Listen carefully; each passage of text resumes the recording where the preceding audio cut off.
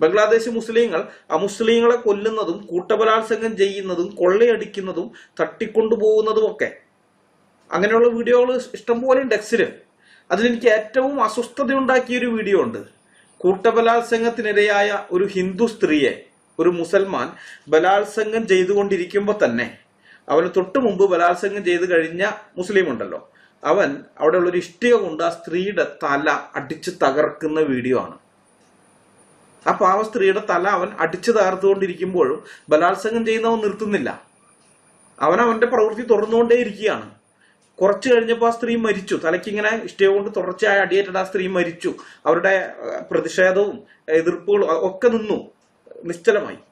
എന്നിട്ടും ആ റേപ്പ് ചെയ്യുന്നവനുണ്ടല്ല, അവനത് നിർത്തുന്നില്ല. അവൻ ആ ശവത്തെ ബലാത്സംഗം ചെയ്തുകൊണ്ടിരിക്കുകയാണ്.